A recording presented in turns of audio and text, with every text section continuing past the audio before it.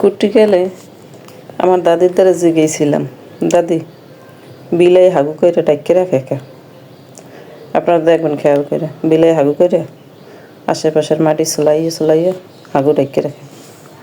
দাদি কইল কুত্তার ডরে। আমি আশ্চর্য হয়ে বললাম, এবার কেমন কথা? কাহা কুত্তা আর বিলাই ঝগড়া লাগছে। ঝগড়া লাগার পর কুত্তা বিলাই লড়ানি দিছে। লড়ানি খাইয়া বিলাই যাইয়া গাছে উঠছে। গাছে ওঠার আগে একটু গাছের নিচে হাগু করে দিয়ে গেছে। গাছে উঠতে তো বিলাই বইয়ে রয়েছে।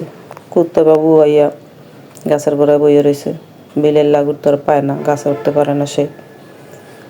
অনেকক্ষণ ভাইবে চিন্তে দেখা যায় নিচে বিলের গু। ওই গু দেখা কুত্তা বিলারে কইতে আছে, বেড়া তোর লাগুর তো পাইলাম না, তাই তোর গুল লাগুর পাইলাম।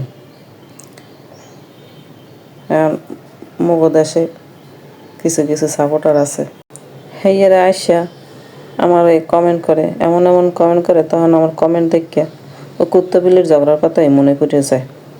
কি আর কমু, বাংলাদেশে আছে একজন সুদর্শন পুরুষ এডলব খান, তার কথাও মনে পড়ে যায়। যাই হোক, মেসিরে নিয়ে ছোটো করো, যত খুশি ছোটো করো, কোনো সমস্যা নেই। মেসি তো আমাদের মতো আম পাবলিক না যে একটা কথা কইলে আর মেসি বা আনিজ্জাত সব শেষ হয়ে গেল। তোমরা মেসির কিছুই করতে পারবে না, ওই কুত্তা বিলের ঝগড়ার মতোই অবস্থা তোমাদের। ভালো থাকবেন সবাই, আল্লাহ হাফেজ।